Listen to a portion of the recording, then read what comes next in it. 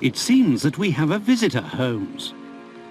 Indeed. Come in. Hello, Sir Henry Baskerville. Did you have a good trip? But how do you know who I am? I had not announced my visit. By looking at your dress, it is totally unsuited to our wet English weather. This allowed me to deduce that you came here in a hurry and carrying the bare minimum in your luggage. Then there is a blue ink stain on your thumb, the same blue ink used by the passenger service at Waterloo Station to print their tickets. Your ticket has stained your thumb because of the rain.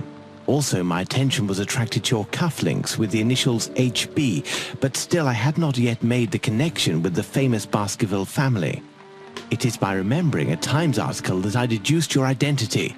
It was telling of the odd death of Charles Baskerville and the likely return of his nephew and only heir, Henry. Brilliant. Your reputation is well-deserved, Mr. Holmes. But let me explain the purpose of my visit. You do not believe in legends, and you would like to clear the circumstances of your uncle's death. You need a factual, logical, and rational explanation of what some call the curse of the Baskervilles. And who else, in all modesty, but Sherlock Holmes and his faithful friend Dr. Watson would be able to solve such a mystery? Watson, my friend, pack your bags. We're leaving for Baskerville Hall. Tell us about the curse of the Baskervilles, Henry. Its origin dates back to my ancestor, Hugo Baskerville. It is said he was a vile person who earned the wrath of the devil. After his death, all our ancestors seemed to come to bad ends at Baskerville Hall. At the scene of each death, there were always dog or wolf tracks, but gigantic. Thus, over the centuries, a legend was built, that of a creature from hell, the Hound of the Baskervilles. My uncle was sure that it was a reality. He was convinced that the beast would take him sooner or later, as it took all those our lineage. With his last letter, he sent me this medallion. According to Charles, it was needed to break the curse of the Baskervilles, but he did not know how to use it. Do you believe in this legend, Mr. Holmes? We'll have to exhaust all other hypotheses before falling back on that one. Baskerville Hall in sight.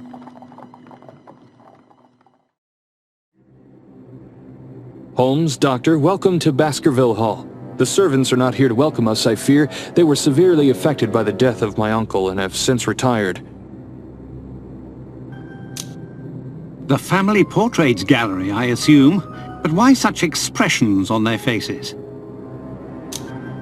These pictures have not always been so disturbing. According to my uncle, the changes in the paintings occurred after the violent death of the portrayed Baskerville. It appears to be one of the effects of the curse. Have you noticed? The family coats of arms under the pictures are missing. Indeed, it is an interesting point to begin our investigation. Where can these coats of arms be, and why did they disappear? Let's try to find them. I cannot stay here any longer. The sight of those ghastly faces is unbearable.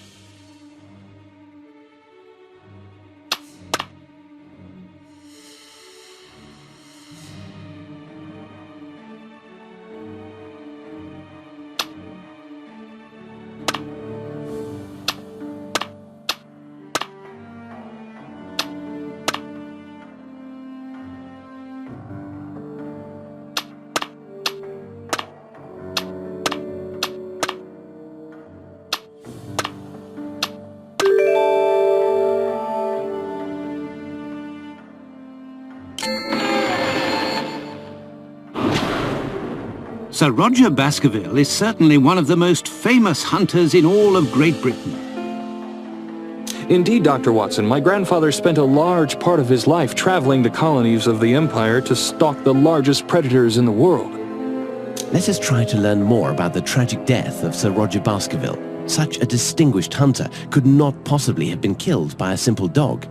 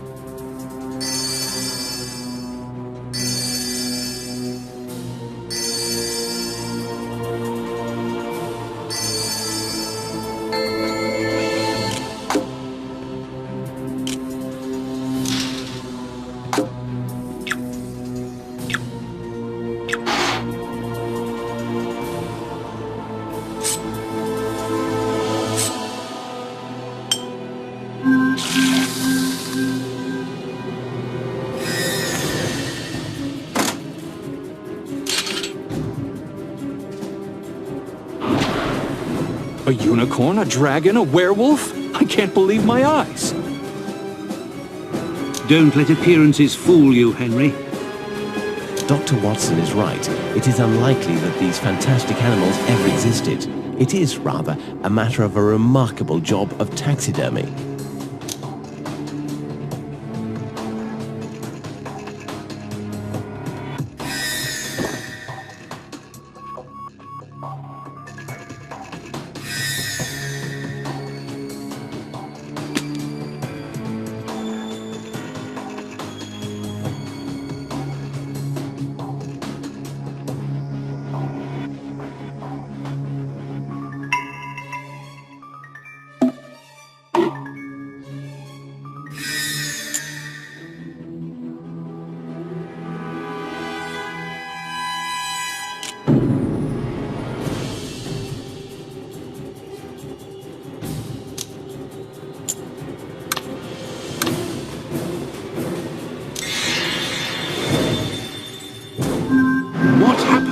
Where are we? I believe the correct question is rather, when are we? What do you mean, Holmes? Look at these traces of struggle. Look at the shape of the room, its decoration. Everything appears as if Sir Roger was just killed. Smell the air. The odors of gunpowder and blood are still fresh. You don't really think that we went back in time, do you? Normally, I would reply no and laugh at your naivety. But for now, I'd rather not say anything. I do not know how or why, but it seems that we have stepped back to a few minutes after the death of Sir Roger. There is always an explanation. Be patient.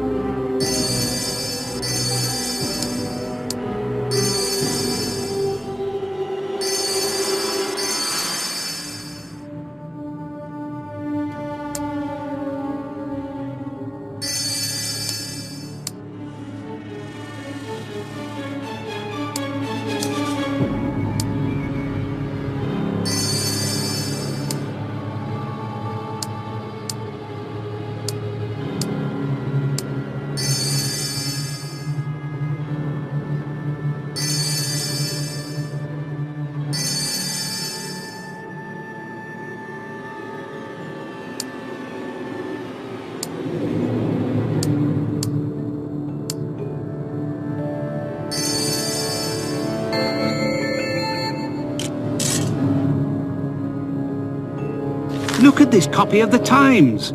It's almost 90 years old. Either it is perfectly kept, or we are really at the beginning of the century.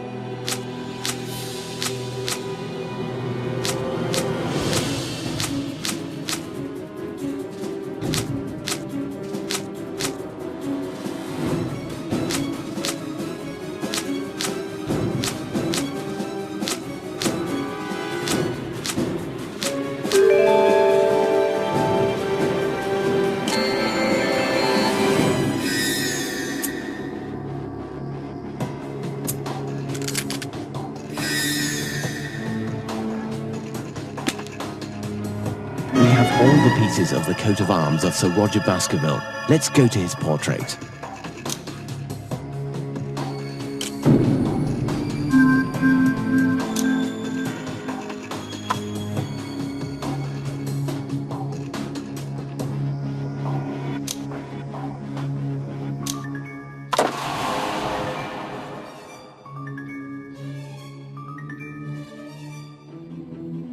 The painting seems to be regaining its original colours, as if the curse was lifted. Holmes, Watson, look! By inserting the arms, we've triggered a mechanism, a secret cache. There's something inside. The diameter of this jewel seems to perfectly match the empty slot on the medallion. I think Sir Roger has given us an important element for our investigation. Look, there's a note in the back of the jewel. Physical power and brute force. Amazing! The medallion seems to react to the presence of the jewel. It vibrates. Let us try to use it. Perhaps on the boards that block the door to Louisa's room.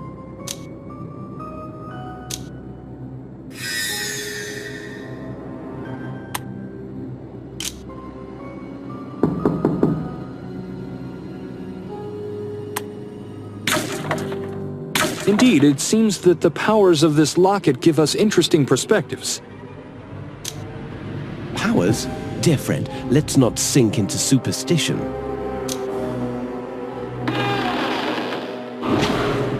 This is Louisa's room. She was a great actress. The poor woman did not live long enough to have the career she deserved. Do you know how she tried to escape the beast? According to my uncle, she tried to escape reality by creating a world of her imagination. She hid there thinking she could escape her fate, but And what of this refuge she created? My uncle found Louisa's writing speaking of a world behind the mirror. She called it her shelter, but Charles never found out what it was exactly.